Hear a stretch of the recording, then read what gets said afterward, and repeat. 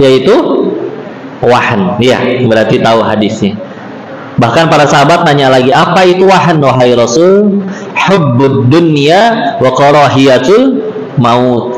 Cinta dunia dan ada guru kami menjelaskan lebih tepatnya bukan takut mati gitu ya. Benci mati. Karena sekedar takut mah manusiawi, Pak. Kita ketemu singa wajar, Pak. Kabur. Ya. Nggak mungkin kamu lapar ya, makan aku dong, enggak ya. Tapi kalau sudah nyampe benci mati kayak yang penting tuh hidup, nggak peduli mau jahatin orang, yang penting saya nggak boleh mati, saya harus selamat sendiri, ya.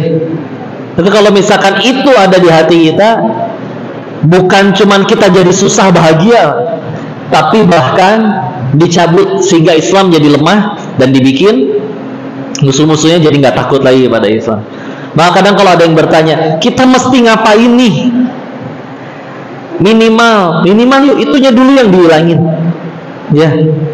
Karena yang jadi pembeda kenapa Allah ternyata milih orang-orang di sana di Palestina. Ingat ceramahnya Ustadz Adi Hidayat, cerita tentang pendongeng yang lagi dongeng di hadapan anak-anak Palestina. Nanya kan, siapa yang mau jadi dokter? Anak perempuan 1-2 orang angkat tangan. Siapa yang mau jadi pemain bola terkenal? Beberapa anak laki-laki angkat tangan.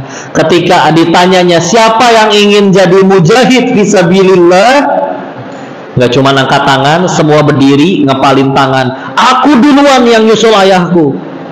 Temennya narik, enggak, aku duluan yang nyusul pamanku. Kan itu kan yang dulu bikin Islam jadi jaya, karena para sahabat Nabi rebutan pengen mati. Apalagi Nabinya mengingatkan Rasulullah SAW bersabda yang maknanya kalau orang yang syahid itu dia bisa hidup kembali, niscaya dia pengen mati lagi dengan cara yang sama. Kalau dia tahu nikmatnya senikmat apa, ya. Sedangkan mereka takut sama mati, ya. Bukan berarti nggak boleh punya dunia, ya. Tapi kadang kita suka salah fokus, yang dikejar dunianya, padahal seharusnya pencipta dunianya yang lebih kita kejar. Ya gini, temenan sama yang punya toko roti, Anda kenyang makan roti terus, ya. Ya apalagi yang punya dunia. Bukan berarti nggak boleh punya, tapi judulnya semuanya masih ujian. Contoh, kenapa setiap kali acara dibuka dengan ucapan kita bersyukur atas nikmat iman, nikmat Islam. Pertama dengerin itu, kenapa ya 2 itu aja yang disebut? Emangnya punya duit nggak nikmat, Pak? Punya jabatan gitu nggak nikmat gitu? Ternyata setelah direnungkan,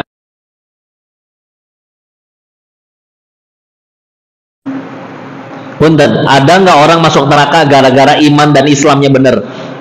Nah, kalau gara-gara hartanya masuk neraka ada? Gara-gara jabatannya? Berarti semua yang terjadi sama kita nih, judulnya masih ujian. Kapan jadi nikmat? Sederhana, asal tambah dekat aja sama Allah, ya. Meskipun bentuknya kita nggak suka, motor hilang, suami selingkuh, main judi slot kalah melulu, ya. Ya tadi kalau ditambahin ternyata ada yang keempat yang nggak bisa dikasih tahu, ya. Yang keempat adalah orang yang main judi slot, itu nggak bisa dikasih tahu, kudu bangkrut dulu, naudzubillah, ya. Seperti itu, ya. Begitu juga kalau kita suka, ya Allah naik jabatan, ya Allah naik gaji. Kalau bikin tambah jauh dari Allah, demi Allah mustahil. Sok latihan, ya. Bu, udah pada nikah belum? Yang udah nikah angkat tangan. Ibu tenang ya, saya nanya kayak gini bukan pengen nafkahin, bukan Bu, ya. Jadi cuma nanti menentukan contoh yang saya bawakan seperti apa, gitu ya. Jadi contoh ya. Suami ibu ya, Bu, ya. Is, katanya itu. Istri, ya. Boleh kan manggilnya is, ya. Ada apa su? Suami, jangan susun atuh, ya. Suami, ya. Iya begini is. Uang belanja dinaikkan ya. Jadi berapa su? Ya insya Allah 30 juta. Ya. Belum beres ya. 30 juta per minggu insya Allah. Nyenengin ibu-ibu gampang ya Pak. Tinggal dikasih khayalan mereka udah bahagia ya. Alhamdulillah. Oh, uang belanja 30 juta per pekan. Nikmat bukan? Ih, kan tadi dibilang ujian. Ulangi, uang belanja 30 juta per pekan, nikmat bukan? Ujian. Kapan jadi nikmat? Kalau dipakai tambah dekat sama Allah. Beneran. Coba uang tambah banyak tapi dipakai maksiat, nikmatnya belah mana? Ya. Sehingga bisa jadi ada orang pengen maksiat bisa nggak jadi, bu, gara-gara nggak punya duit. Berarti nggak punya duitnya kan pertolongan dari Allah. Ya. Cuma kenapa kita nggak suka? Karena standar bahagia kita tuh bukan yang Allah suka, tapi yang kita suka. Saya sukanya duit ya Allah misalkan. Padahal Allah tahu ini orang banyak duit tergelincir nih ke maksiat. Makanya ditolong bisnisnya nggak laku-laku misal. Ya. Cuma karena standar bahagia kita selalu yang kita suka, bukan yang Allah suka, makanya susah bahagia. Ya. Dan tadi nggak cuma susah bahagia, ya, ternyata akhirnya Islam yang jadi lemah. Ya. Seperti itu. Diselingkuhi, bu, sakit hati tidak, bu? Ditemenin dari nol, giliran udah sukses, dia nikah lagi, nggak dinikahin malah ya, hanya sekedar menghamili yang seumuran dengan anak kalian. Wah, luar biasa ya. Tapi bisa jadi kalau gara-gara itu si istri tambah dekat sama Allah, jadi nggak pernah bolong tahajud, mulai taklim, mulai ngaji, bahkan sampai hafal Quran dan mulai mengajarkannya. Insya Allah dia lebih terjamin surganya daripada yang suaminya setia. Meskipun yang suaminya udah setia, jangan disuruh selingkuh. Bapak selingkuh dong, ya. Biar saya penggugur dosa. Nggak gitu konsepnya ya. Insya Allah. Dia jangan alergi dulu sama yang pahit-pahit. Silakan punya dunia. Nabi juga nyuruh kita kaya kok.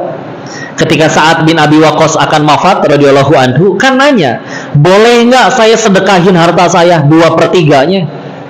Jangan, kata Nabi. Setengahnya wahai Rasul? Jangan. Bagaimana kalau 1/3-nya? Baik, meskipun itu pun sudah amat sangat banyak. Ya, karena beliau masih punya putri, masih punya anak, Sa'ad bin Abi Waqqas radhiyallahu anhu. Ya. Dan Nabi menambahkan, karena sesungguhnya engkau wafat meninggalkan harta untuk anak cucumu lebih baik daripada tidak meninggalkan apapun. Tapi bukan karena supaya takut miskin, enggak, agar mereka tidak bergantung kepada selain Allah. Ya punten ya, akhirnya dengan akhirnya nggak ada, kadang ada satu nasihat menyebutkan ya memang kefakiran bisa mendekat kepada kekafiran, kekufuran ya. Meskipun ya gimana ujiannya sih masing-masing juga. Ada yang tahu buku Iqra? Buku Iqra tahu? Siapa yang di sini entah dirinya, entah anaknya, entah cucunya bisa ngaji, wasilahnya melalui buku Iqra, angkat tangan. Banyak ya. Saya sendiri belajarnya pakai buku Iqra waktu itu. Salah satu adab dalam baca kitab, kenal sama penulisnya ya. Ada fotonya di belakang Pak Kiainya, pegang tongkat, siapa namanya? Mumtaz, barakallah. Pak Kiai Haji As'ad Humam. Kenapa beliau cetakan resmi? Saya baca artikelnya ya. Cetakan resminya buku Iqra yang terjual secara resmi terakhir saya baca beberapa tahun lalu, terjual sudah habis 150 juta kopi. 150 juta. Itu kalau yang beli masing-masing satu, berarti minimal beliau punya transferan pahala baca Quran dari 150 juta orang. Dan kita tahu ini Indonesia, belum yang bacakannya. Meskipun si pembajaknya nggak izin ke Pak Kiai atau keturunannya, tetap jadi pahala jariah nggak buat beliau? Tetap. Dan kadang bukan satu anak satu buku. Satu Iqra bisa satu TPQ 30 anak. Bahkan kalau satu dari anak di TPQ tersebut suatu ketika nanti jadi kiai dan punya 1000 anak lagi, diajarin huruf hijaiyah oleh beliau, tetap ngalir demi Allah, tambahan 1000 anak lagi pahala. Itu enaknya MLM di dalam Islam tuh kayak gitu. Ya. Berkelipatan luar biasa. Ya. Multi level, ya. Sekali lagi kok kenapa tentang beliau? Beliau itu kenapa megang tongkat? Karena di usia 18 tahunnya nggak bisa jalan lagi, harus di kursi roda. Ya, umur 18 ibu lagi cantik-cantiknya bu. Bapak kalau bapak laki-laki lagi gagah-gagahnya baru lulus SMA, asik-asiknya main, bugar-bugarnya energi, ini tahu-tahu harus di kursi roda. Mau milih apa? Ngambek sama Allah? Enggak. Ya. Bahkan kalau ada yang ketemu dan menunjukkan wajah iba, dikasih lihat, hei anak muda, sini lihat kaki saya berfungsi normal enggak? Enggak, wahai kiai. Ya. Coba kalau kaki saya sehat, mungkin saya lagi di luar ngelakuin kemaksiatan. Kalau saya kakinya seperti ini, bukankah saya dipersulit untuk bermaksiat? Kalau saya dipersulit maksiat, berarti bukankah saya dipersulit masuk neraka? Nikmat mana lagi yang lebih besar daripada dipersulit masuk neraka? Berarti kaki saya seperti ini nikmat luar biasa dari Allah. Coba. Ada nggak? Ya, masalah tuh nggak pernah salah, tapi yang salah tuh cara kita menyikapi masalah. Contoh, pandemi kemarin musibah nggak? Masalah nggak? Tapi kawannya ayah saya, Pak, sebelum pandemi bangkrut karena memang sebagian usaha memang harus ganti zaman. Sekarang semua handphone ada kamera, maka kamera yang dulu pakai film yang harus dicuci, mau nggak mau gulung tikar. Semua dijualin, sisa tinggal 100 juta. Besoknya pandemi, lockdown, PSBB. Tapi mindsetnya bagus, pikirannya. Fa inna ma'al usri yusra, inna ma'al usri. Gak mungkin orang makin banyak kebutuhan masih makin banyak masalah, masa nggak punya kebutuhan? Ada kebaikan dari saya, tinggal menyediakan yang mereka butuh. Dia dorong semua modalnya, jadi pengusaha masker pertama di kota Bogor. Nggak nyampe 6 bulan 100 jutanya jadi 800 juta lah. Tinggal pilih mau menyerah atau enggak. Sedangkan demi Allah nggak pernah nyuruh kita nentuin takdir. Apa kita ada di sini yang meninggal tuh udah di standar sama Allah? Kamu meninggal harusnya enggak. Kamu meninggal minimal harus foto sekali sama Raffi Ahmad. Enggak, demi Allah. Ya. Nggak pernah disuruh nentuin takdir. Allah cuma nyuruh kita nurut takdir, sisanya Allah. Contoh, waktu ibundanya Nabi Isa, Maryam, ya, Bunda Siti Maryam, biasa dijulitin sama netizen, ya ukhta Harun, hei saudaranya Harun, perasaan saudaramu nggak gitu, kamu tiba-tiba bunting, ya, julitnya tetangga kan luar biasa, ya. Meninggalkan, menjauh, menjaga hatinya. Diceritakan di Quran surat 19, surat Maryam. Capek, lelah, nyender di pohon kurma. Di pohon kurma. Butuh kurma. Minta ke Allah, ya Allah pengen kurma, ya. Apa perintah Allahnya? Ayat 25-nya. Wahuzzi, goyang-goyangkan. Wahuzzi ilaiki bijiz'in nakhlah tusaqitu alaiki rutoban janiyya. Nanti rutubnya jatuh. Pertanyaannya, pernah lihat pohon korma apa enggak? Itu tingginya kayak begitu. Pilih laki-laki paling kekar di sini, sok suruh goyangin itu pohon. Demi Allah nggak akan jatuh kalau digoyangin.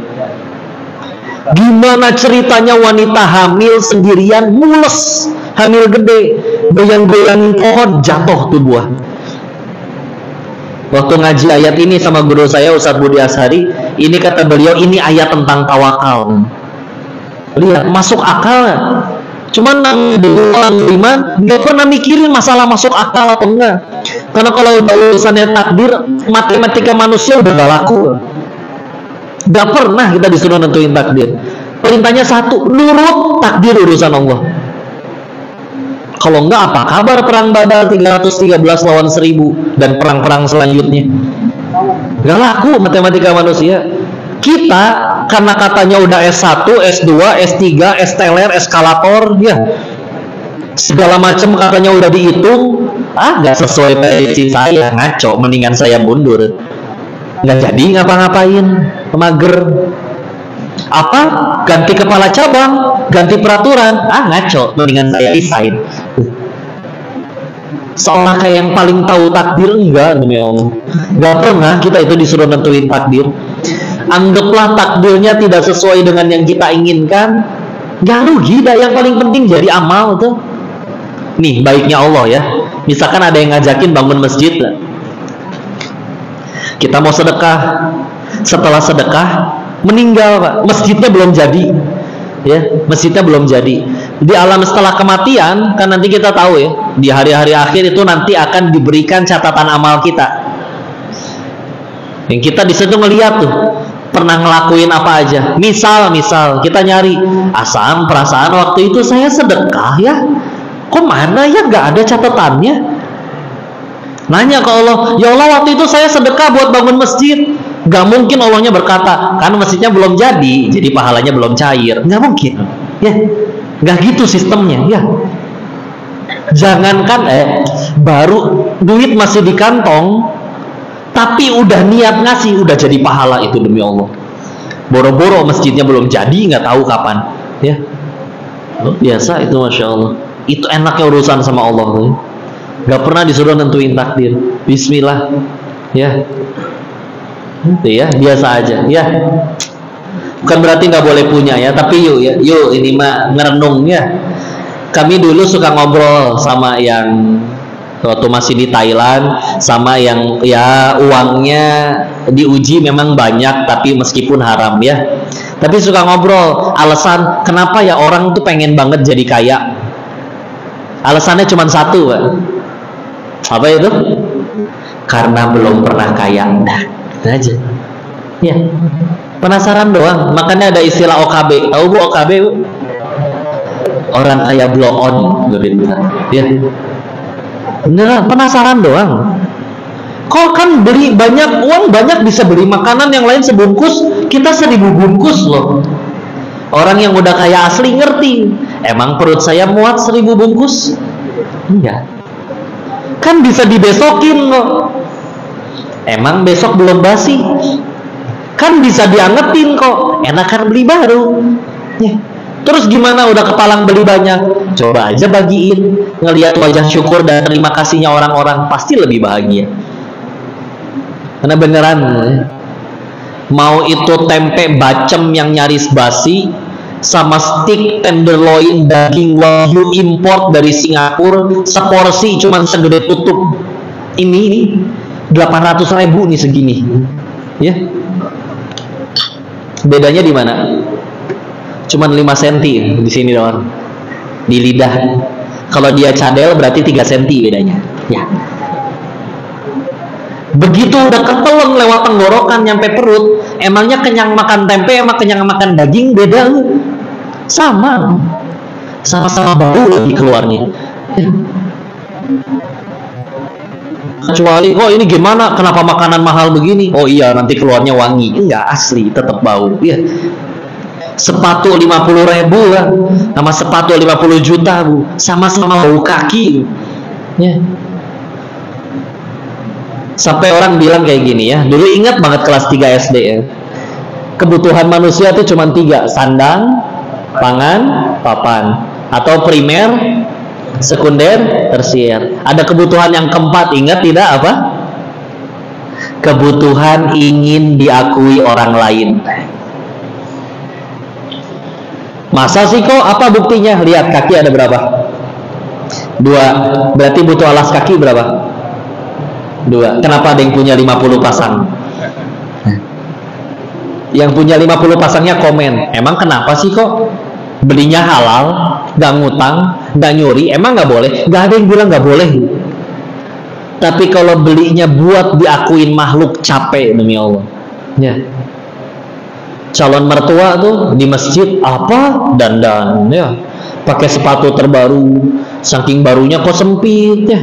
Oh ternyata plastik yang ngeganjel di dalamnya belum dikeluarin semua ya. Suka ada plastiknya ya. Dan demi Allah, sebagus-bagusnya sepatu gak akan nginjek karpet tuh, pasti parkir di depan. Dan demi Allah lagi, pasti lebih susah khusyuk sholatnya daripada yang pakai sendal butut.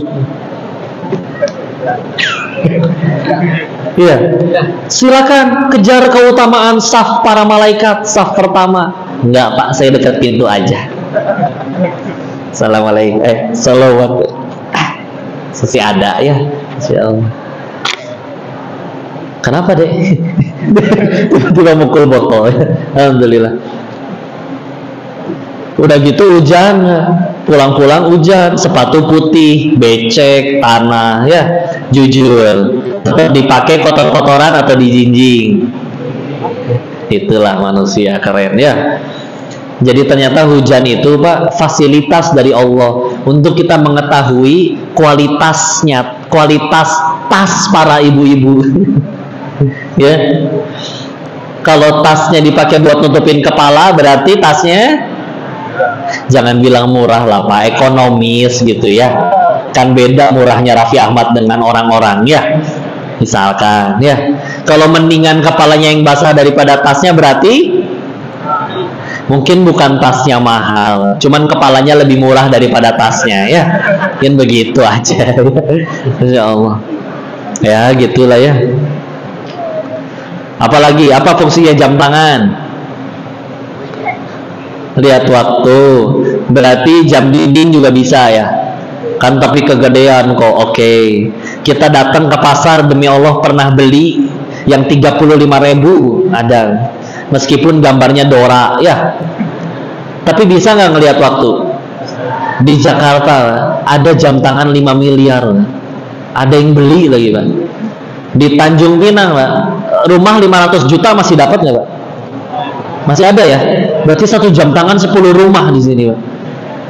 Kalau mobil mahal saya ngerti, Pak. Mobil mahal memang larinya lebih kenceng daripada mobil murah. Cuma kalau jam tangan mahal emang muternya lebih kenceng daripada yang murah. Jam tangan Bapak 5 miliar, apa kelebihannya, Pak? Ini satu jamnya setara 5 menit kok. Aku rusak, Pak. Ngapain dipakai? Ya. Ini asli, ini 88.000 Shopee ini, murah asli. Nggak sakit hati kalau kepentok juga, ya. Karena ada orang yang diuji kayak gini. Ini ujian yang paling menyakitkan katanya. Ada jenis-jenis orang yang dia pakai barang mahal tapi orang nggak percaya itu mahal. Itu ujian paling sakit menurut mereka, ya. Ini kawan yang di Thailand itu diuji kayak gitu. Dia beli jam tangan asli belasan juta untuk menghindari cacian teman-temannya. Stroke pembeliannya dikantongin kemana-mana sampai pudar itu warnanya. Ya, tahu sendiri padahal mulut netizen mah, ya. Bonnya siapa itu kamu bawa-bawa? Masih aja kena, ya. Nggak capek, Bu, ya. Bu, suka nggak kalau dikasih uang 100 juta? Suka? Tapi uangnya palsu. Maksudnya gini, Bu, nyadar nggak sih? Kadang kita juga suka loh sama yang palsu-palsu. Apa contohnya? Contoh, ya, bukan bulu mata palsu, bukan, ya. Contoh, ketemu temen, dia berucap, "Ibu, kok setiap hari tambah muda, ya?" Menurut ibu itu fakta, Bu. Ya. Tolong jelaskan secara medis, gimana caranya tambah muda tiap hari itu gimana? Tapi kita percaya, di depan toilet pas sendirian suka ngaca. Iya juga, ya. Gitu, ya. Insya Allah. Hati-hatilah, ada udang di balik bakwan, ya. Mana Muji itu suka nanggung, ya Allah. Ibu usianya berapa sih, Bu? Kok kelihatan awet muda, ya? Kok bisa aja deh. Aku udah 42 tau kok.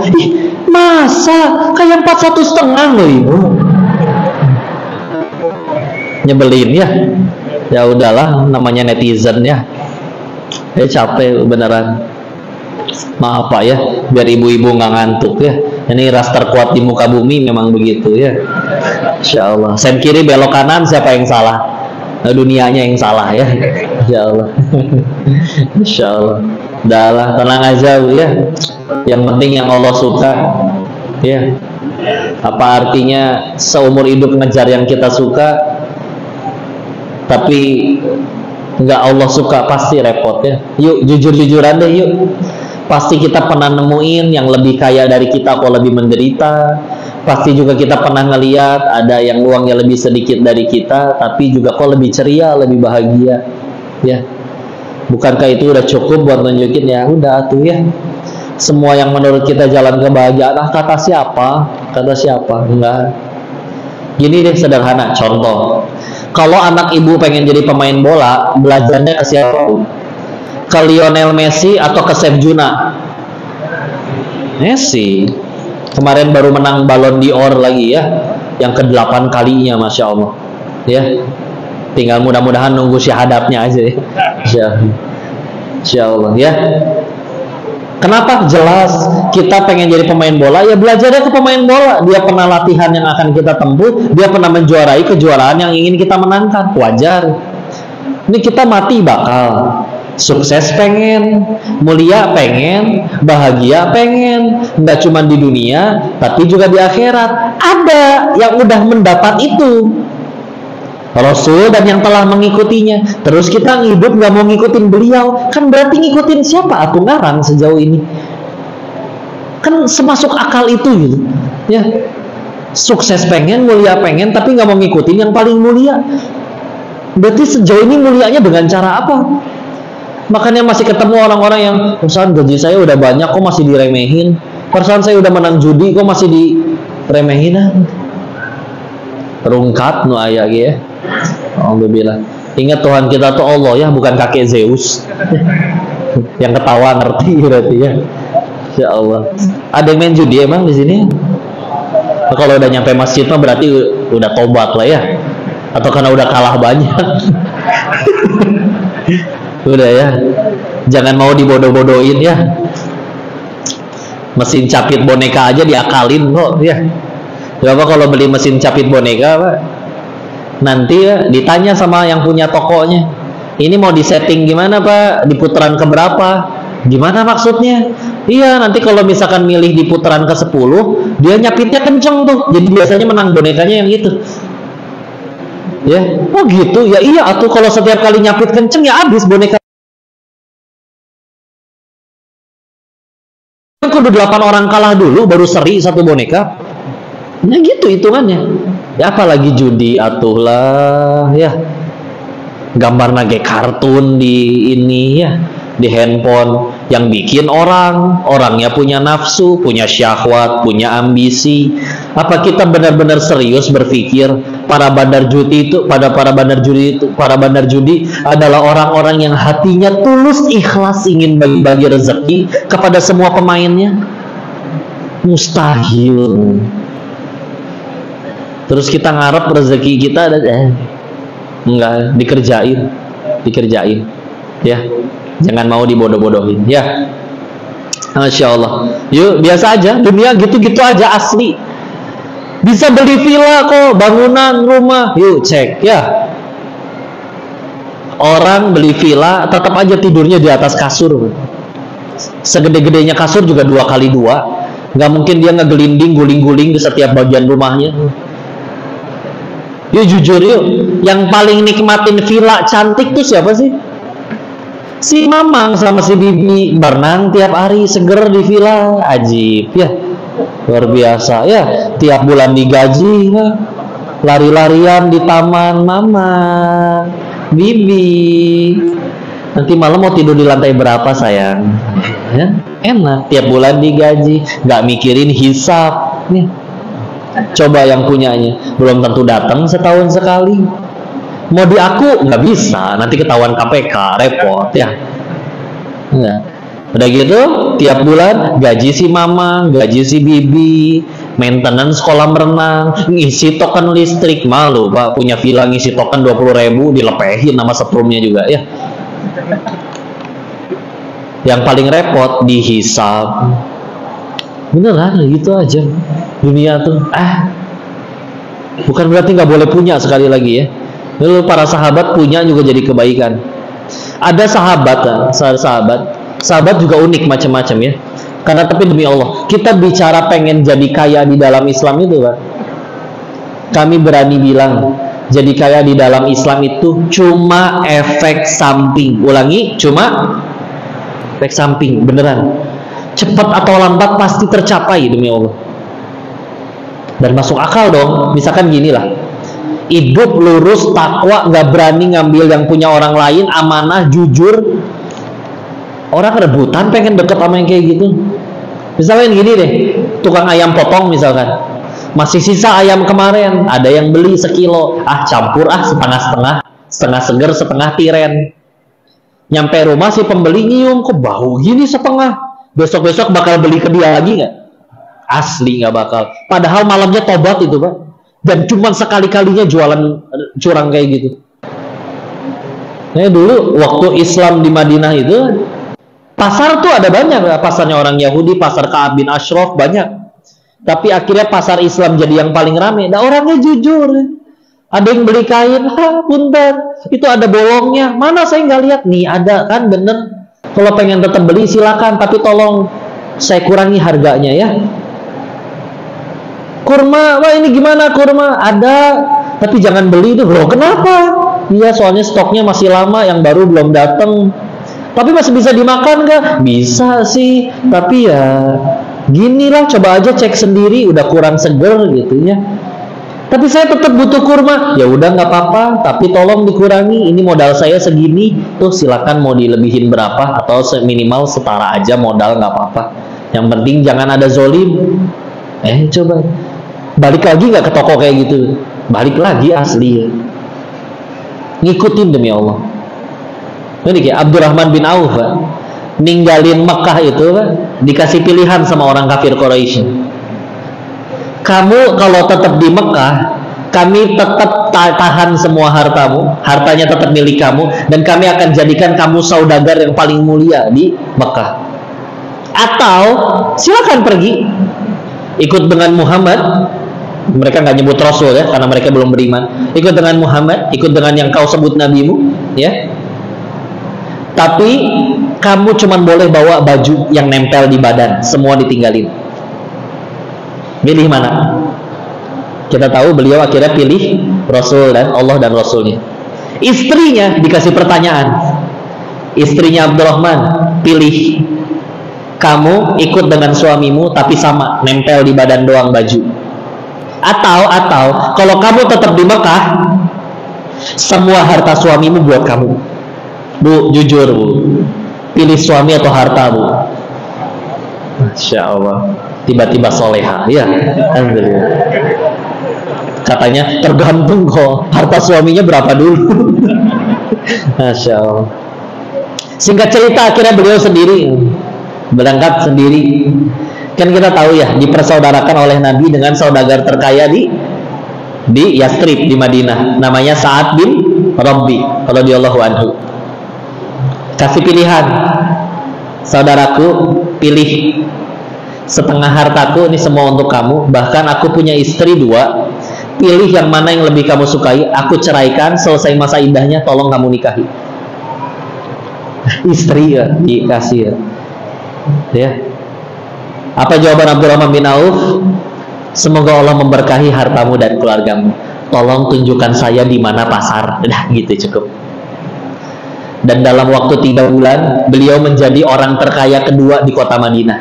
3 bulan. Yang beda mindsetnya soalnya. Punten ya. Kalau ininya belum otak orang kaya, mau dapat warisan berapa juga habis Bu, demi Allah. Mau ininya udah asli orang kaya, dimulai dari nol lagi dimanapun tetap jadi. Ya, pasti itu nggak mungkin nggak. Ya. Seberapa kaya sih emang ini mah data aja ya, data ya.